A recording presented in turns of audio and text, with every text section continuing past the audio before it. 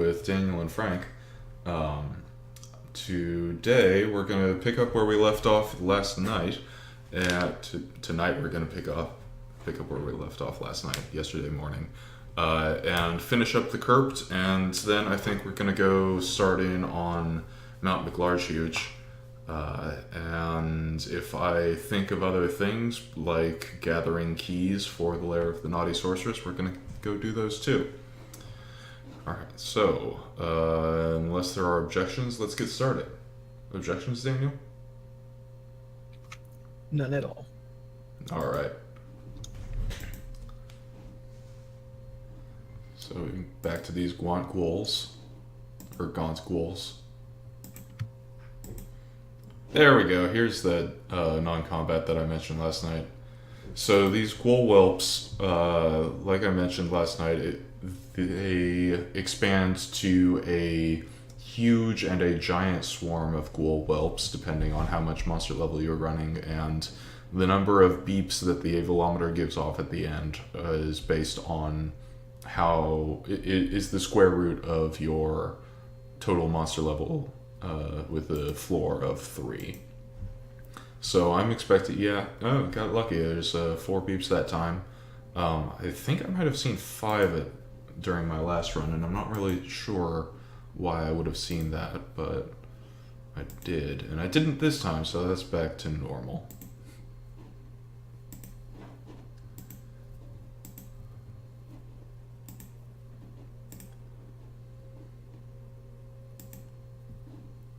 Gluttonous ghoul, and ooh, hey, I got a cheeseburger. And now the huge ghoul. Yay!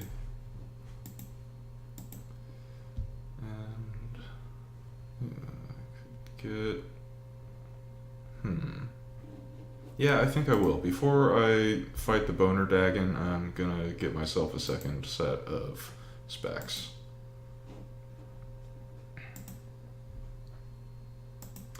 Oh, and I mentioned earlier that the Love Stink Bug gets weaker the more that you use it. That is also true for the Love Gnats. If I were to use them in every single fight, eventually they'd get down so that they were stunning for 2 rounds rather than, I think, 5, which is their current. So I'm going to put on these Screech's Spectacles, and that's basically why I haven't been using them a lot, is to make sure that they are still effective. Oh, I can only equip one of those. Alright, well, I still got the stats.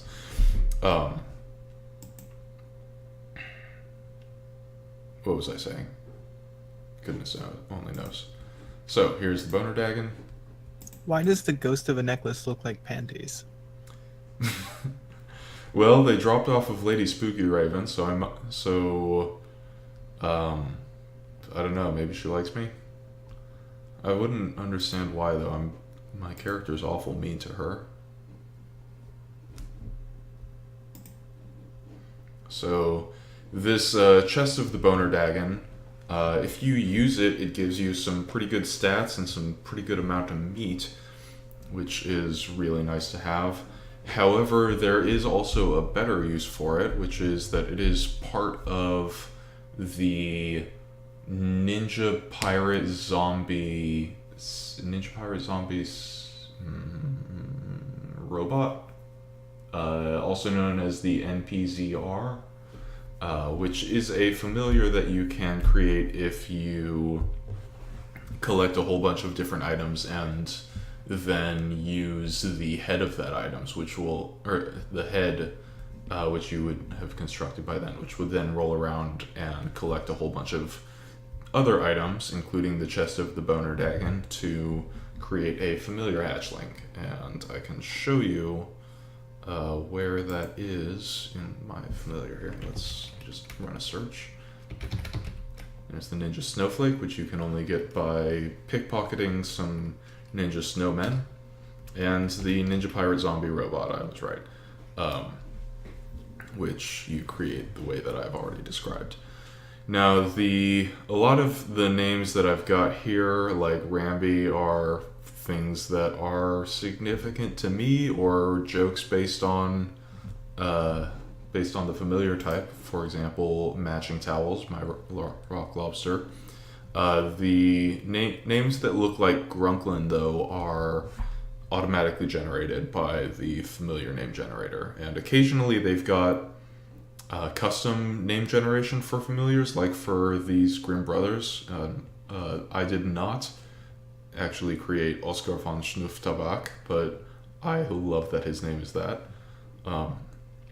But that's something that they generally do primarily for familiars of the month, or in this case of the year. It's not something that's super common.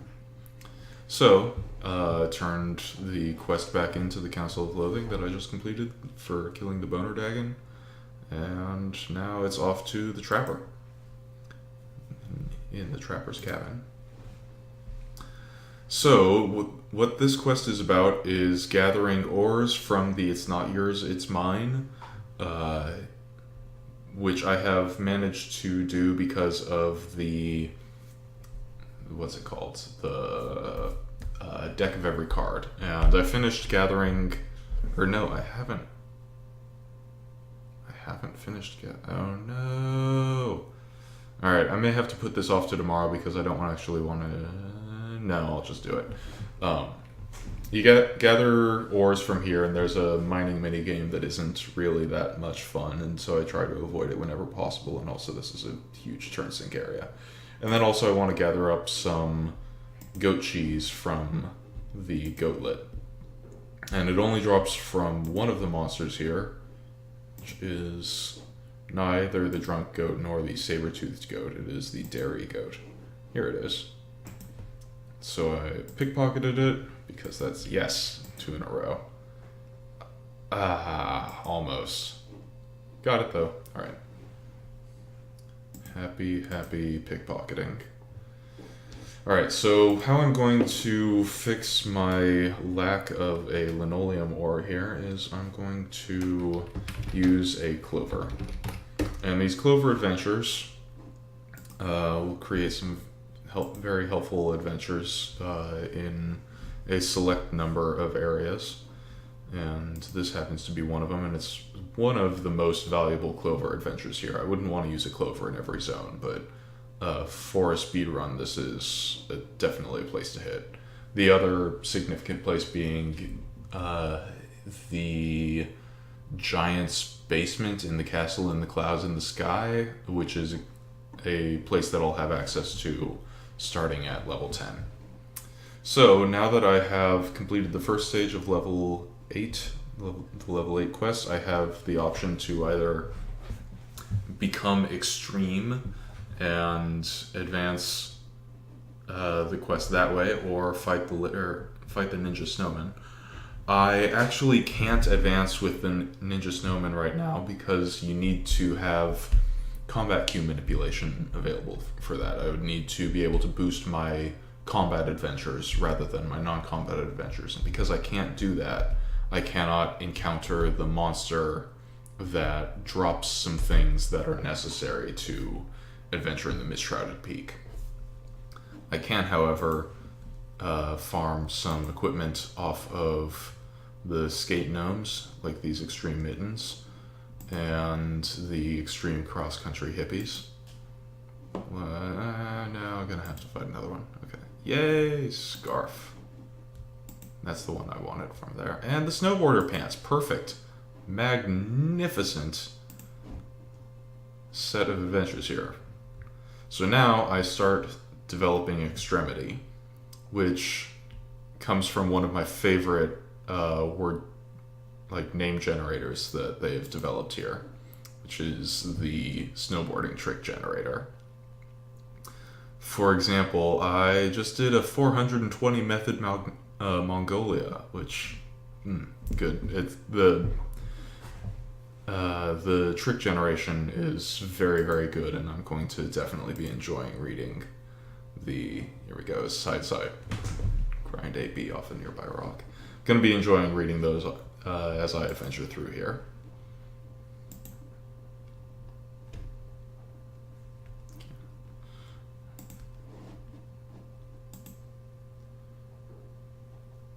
Yeah, bloody Dracula.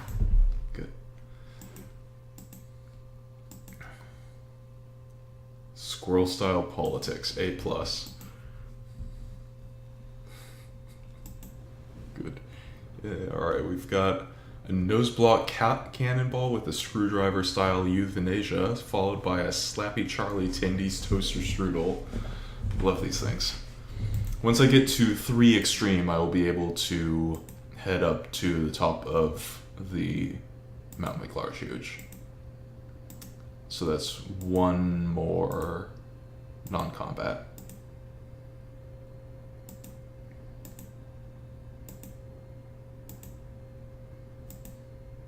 Here we go. Backside China Ho Ho, 124 Hispaniola, Smoothie Side Ollie Charlie 90. It's good.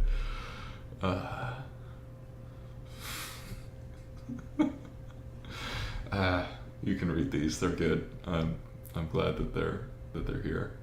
Don't miss the side extra perfect rusty trombone with the tweak style Charlie and the double transverse grind Snickers. A+, love it.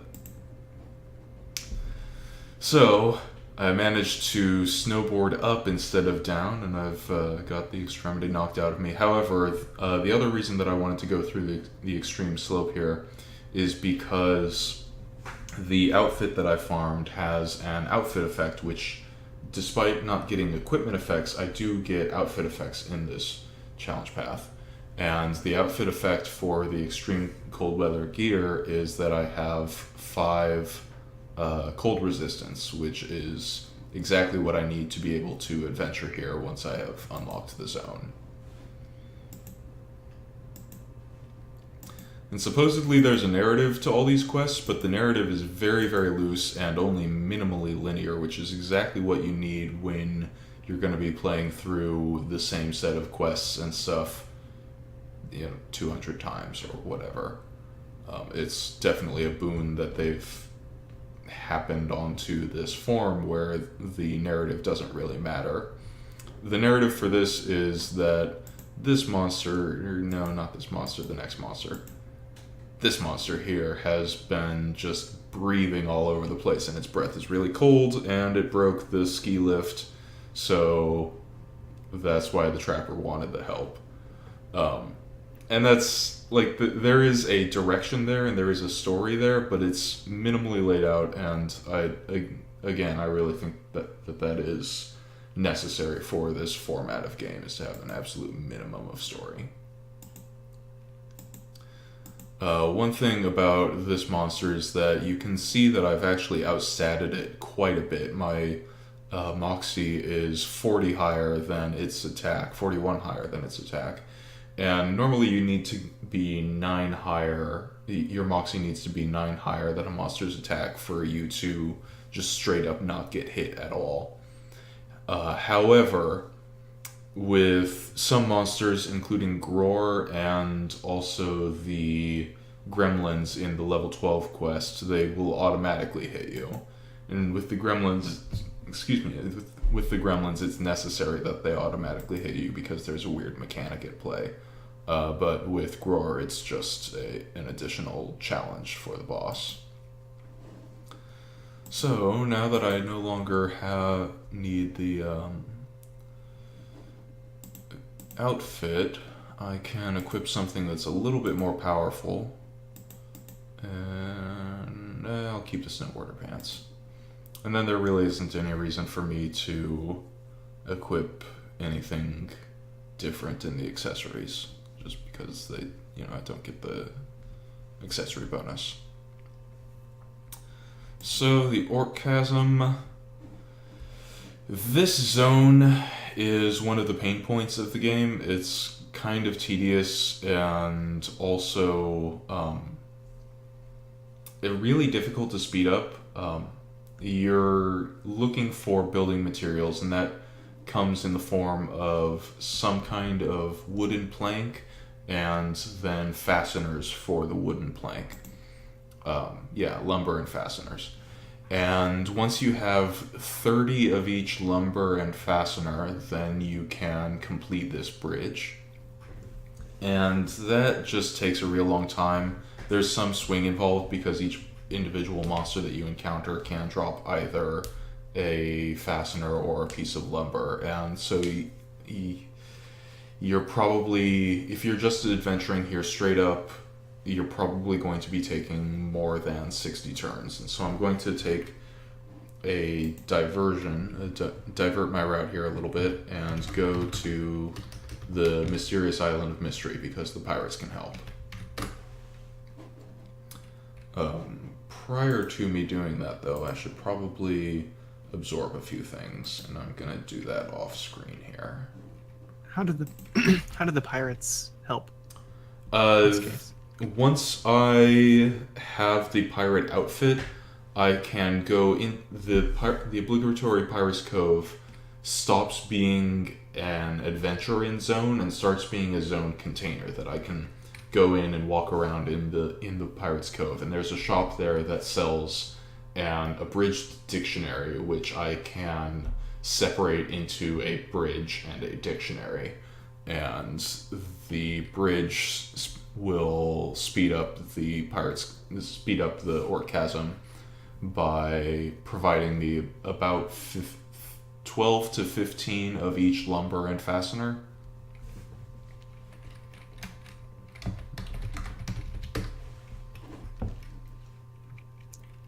It won't straight up create the bridge for you, though. No. No. Hey there, QWERTY. How do you kill the hermit? Oh, hey! QWERTY is a well-known figure. I really wish that I knew. I'm pretty sure that I could try it and I would die.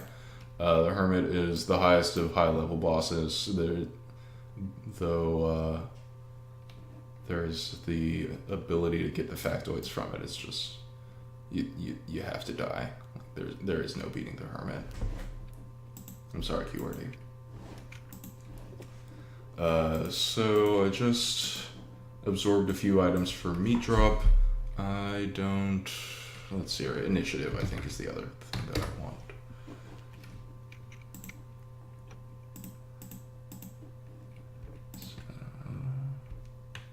So is that real? Is that a real boss you can fight? Yes, it is. You can fight it through actually, why don't I? That'll be fun. You can fight it through the deck of every cards. So, QWERTY, I'm not very optimal, and so I'm indulging myself here to just sacrifice a turn, show everybody what all is. Wait, where the heck is yes. No! There we go. All right.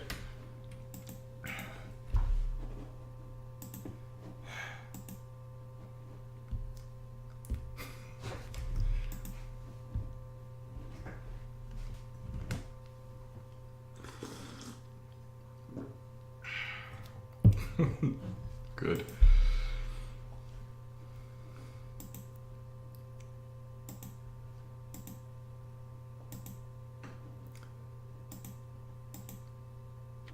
Yeah. He says don't use the cheat on the hermit.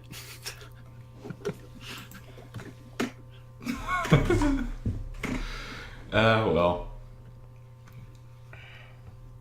You need it for the tower and the sheep and the mine. This is actually day 3, so I've already gotten the tower, sheep, and mine. And yeah.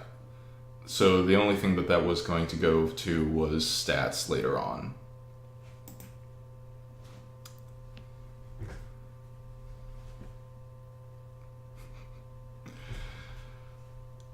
I didn't know that the Hermit had more than 3 facts. I'm gonna have to look this up more later. But yeah, I am... No... Okay, where's Mafia? Alright, so actually gonna go through and start in on the pirates.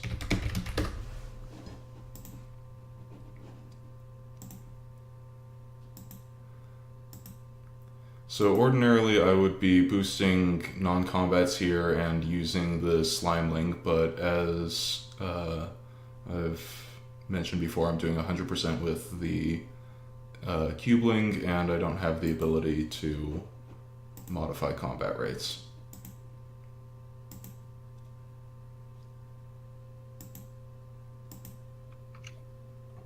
QWERTY says the hermit has a bunch of facts, and the first letter of all of them form a secret message.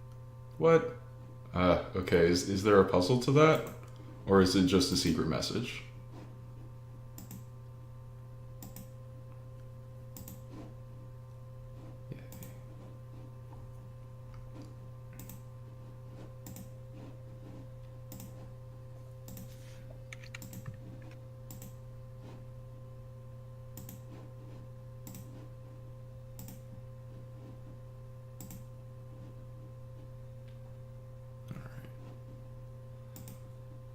So I got it pretty good this time. I have 13, was it 13 fasteners and, yeah, 13 fasteners and, no, 14 fasteners, 13 pieces of lumber. This is absolutely my favorite. Daniel, I totally took this item here and made fun of you with its name while we were still in Korea. You remember when I told everybody that you had a messy butt? I had a messy butt? No, I don't remember that at all. Yeah, it tickled one of the other ETAs. I can't remember which, though. Okay. Your messy butt tickled her.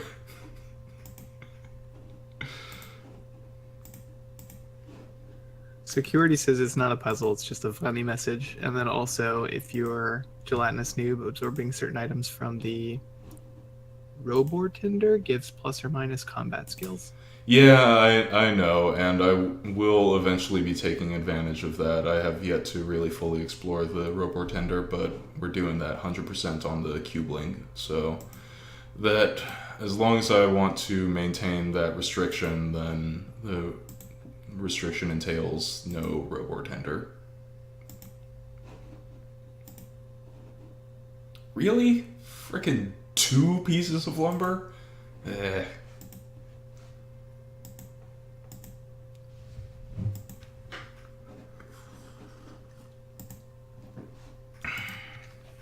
Is this one of your least favorite zones? Yeah, it's one of everybody's least favorite zones. There's a lot of requests for items of the month that speed up the construction of the bridge.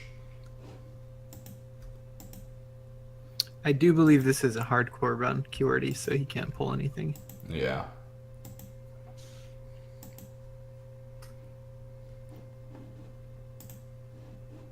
Okay, just 2 more pieces of lumber. Oh, stud finder would help. And apparently it wouldn't help. Let's put that snow globe back on.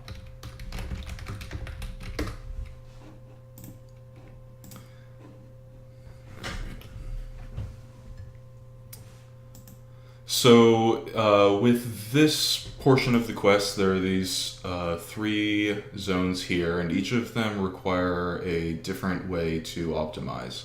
With the oil peak, you should be running as much monster level as you can, because that will, after certain thresholds, instead of finding base oil monsters, then you'll start to encounter more advanced oil monsters, and they will deplete oil pressure a little bit faster, and the narrative for that is right here. The Twin Peak is a little bit more mysterious. There's some 4 different conditions that you have to meet in order to progress. First, you need to bring your own jar, you've got to have a no-nosed dog, and you gotta be able to seek some stuff. And then after that, you've got to boost your initiative. And then the Abu Peak, you need to be able to beat ghosts, for one thing, and I haven't really invested that much in, what's the thing? Elemental damage, so that I'm going to be relying on the love bugs for that. And then once you have collected some clues, which I'm hoping to get either 1 or 3 of them, because 2 is maddening and 0 is also frustrating. But once you have those, you need to maximize both your elemental resistance to spooky and cold, and also your HP. And so I'm probably going to be coming back to the Abu Peak much later in the run, once I have the absorptions to indulge in some elemental resistance.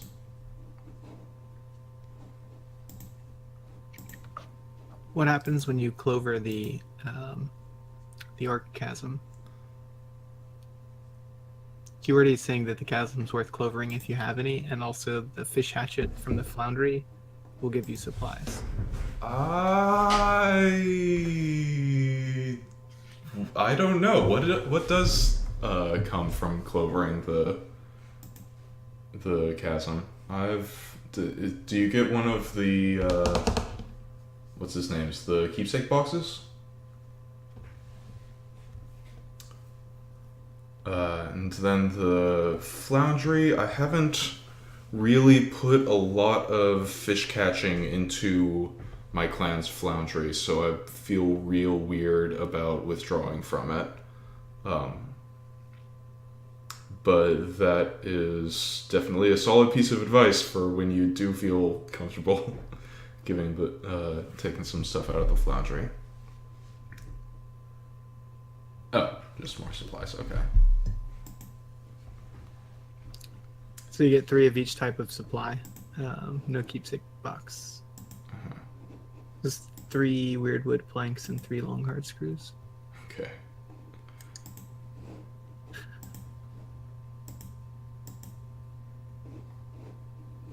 How many clovers do I have? That's not how you spell clover.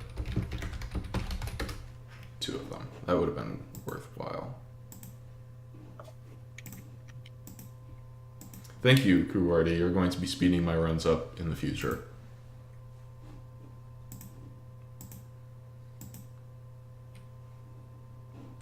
And I haven't been... What's your fastest, most efficient run so far? Yeah, I've got the 3 clues. Okay. Let's see. I'm pretty sure that I got I've got a couple of sub 700 turn runs with big... I mean, there's of course community service, but I'm not sure if that counts.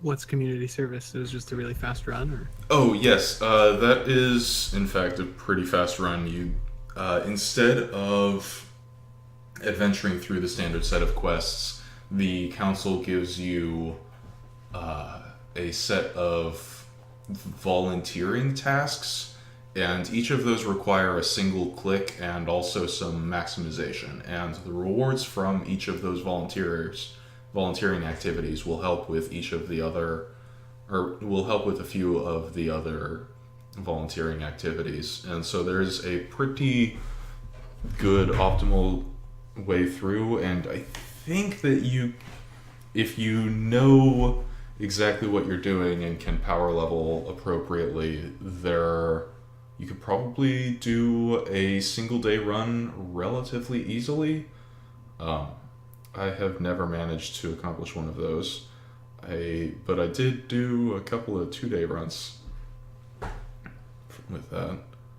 And yeah, I think that I have just finished up my standard cycle here, and I think that this is probably my fastest run right now.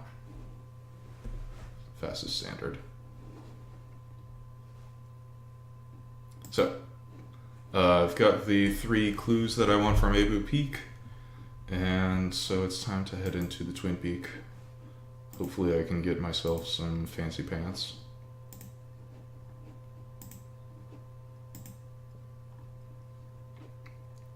And by the way, Qwordy, the restrictions that I put on myself to have the 100% run is in part so that I can be making fewer decisions and have this stream go a little bit faster.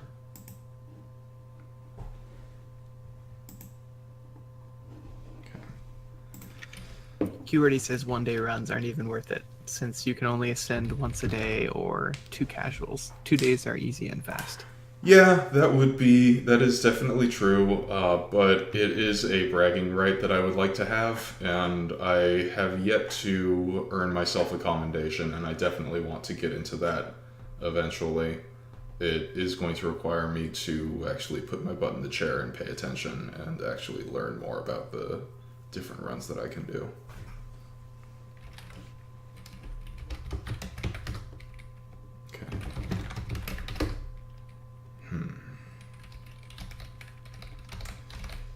Alright, let's risk using the polysniff perfume.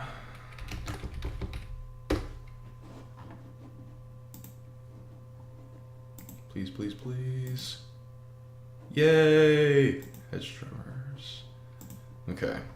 So, the 3 things that you need here for the Twin Peak are a jar of oil, which you can only get from here, from the oil peak, and then stench resistance and item drops.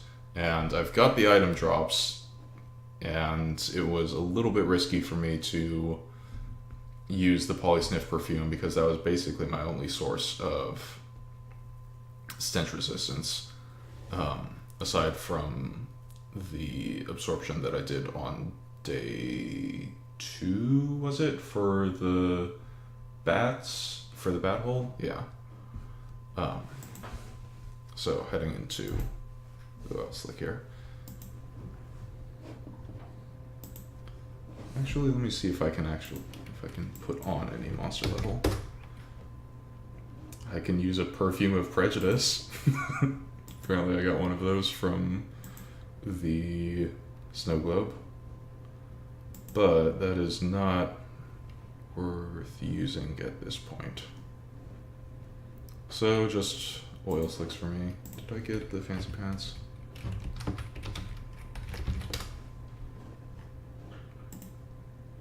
Doesn't look like it. Okay. You can tell why my runs are so slow, Kuwardi, is because when I'm speaking, it's a lot more difficult for me to pay attention to what drops and what doesn't.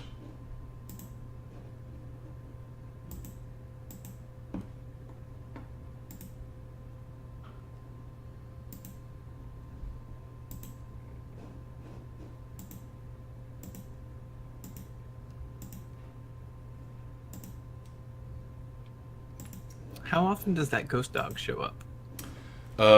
It shows up between adventures 5 and 7, and then 15 and 20 in every single zone.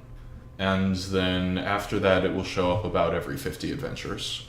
I think possibly exactly every 50 adventures. But it's on a per zone counter per ascension. And that was an item of the month thing, or? Yes. Gotcha.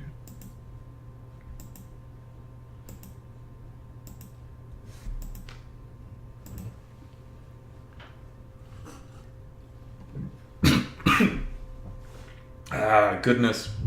Excuse me, drinking some chai tea with bourbon in it, and it just hit the back of my throat. So Everything about that drink sounds difficult. Alright. So I think that I have gotten about where I want to be with my passives, so I'm just going to absorb 5 fermenting powders.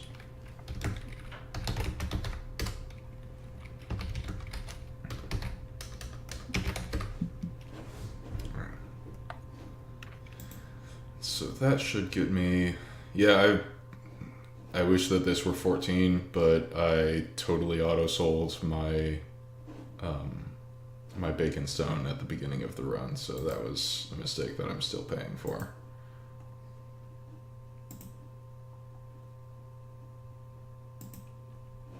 Alright, back to the Highlands.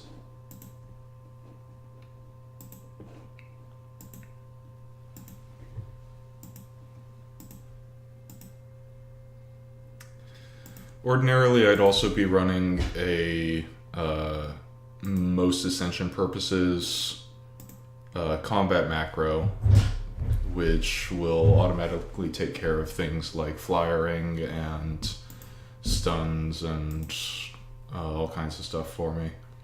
But if I were to try and modify it anymore, then I'd probably be getting just a whole bunch of ran through 37 commands and still didn't do anything. So I'm going to be doing all of this by hand.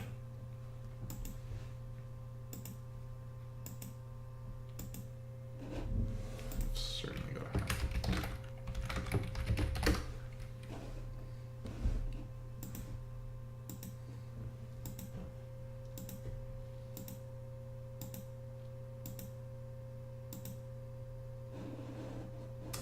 Let's take this opportunity to heal up a bit.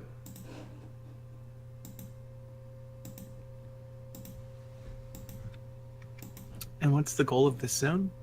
The goal of each of these zones is to light the pyre at the end of them.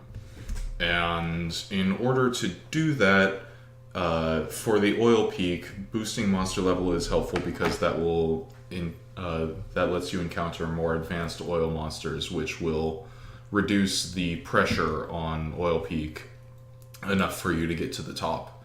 It doesn't make a lot of narrative sense, but that's probably a good decision on their part. And then with the Twin Peak, I've got to meet all of these different kinds of conditions, and I believe that I can meet all of them now. I boosted some init earlier, or initiative. Bubblemint Twins, why didn't you give me your pants earlier? Still didn't give me your pants. And then once I've gone through each of the conditions, then I can... then I'll light the pyre at the end of this. And then once I go through all of the non-combats that I use the clues for with the Abu Peak, then I'll light the pyre at the end of that one. And all of that is so that the High Landlord can finally get his pizza delivery.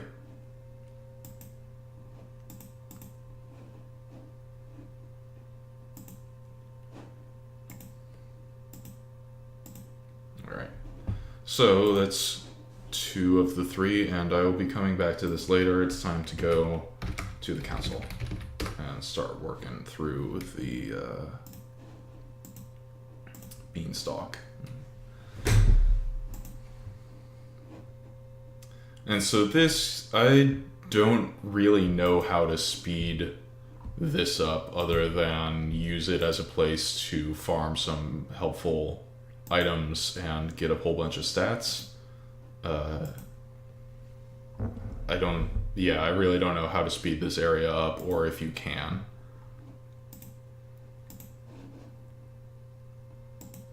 But what I want out of here is the Amulet of Extreme Plot Significance and a Mohawk Wig, because that will help with the non-combats once I get into the actual castle, which is over here, and I can't get there yet because I need to get through this area first.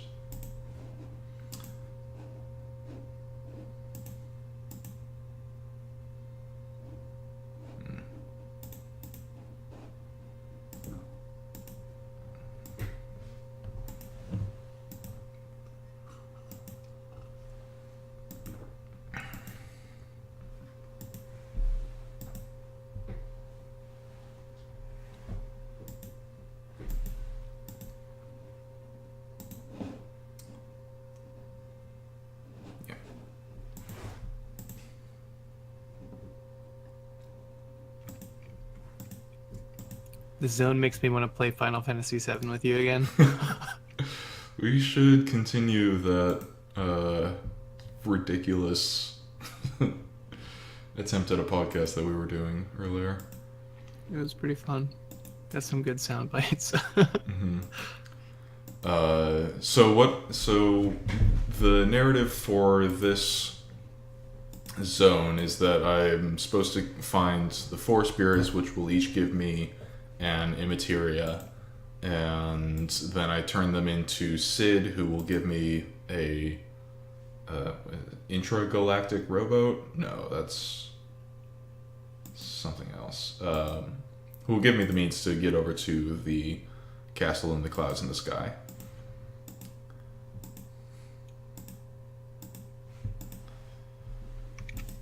Curity says it's got a total of 25 turns delay. So other than getting the equips for the castle, if you can get free fights in the zone through digitized witch-esque monsters or whatever, that would help. Huh. Okay, or using the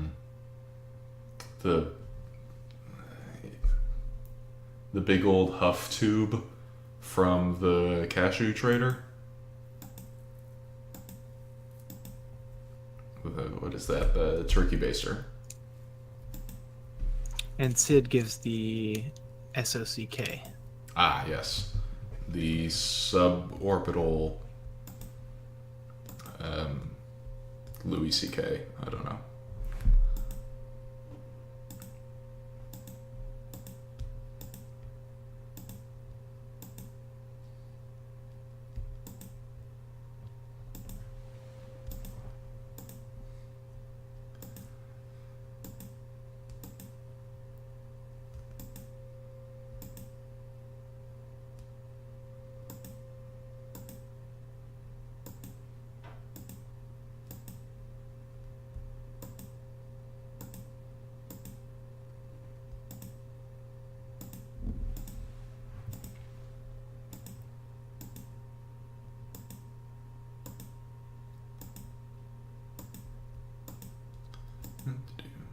Yeah. And the turkey blaster would help too if the gelatinous noob has spleen.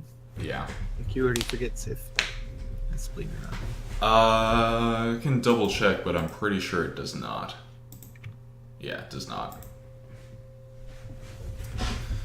So, I've gotten through levels, or finished up level 7, level 8, and most of level 9, and started a level 10 quest.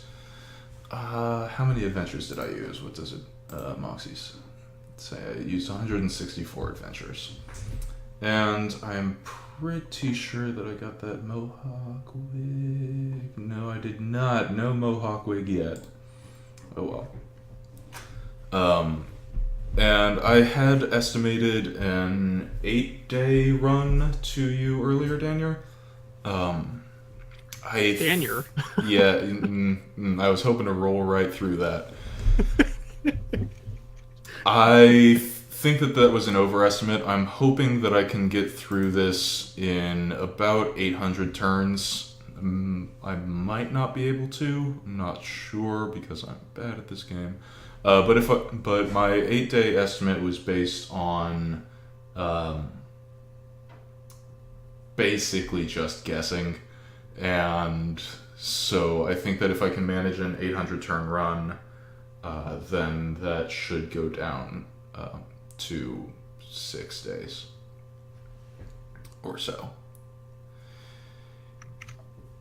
Cool. Well, this has been Midnights of Loathing. Thank you for joining us, Qwerty, and I guess we'll see you tomorrow night after rollover, tomorrow night at midnight. It's been a fun day.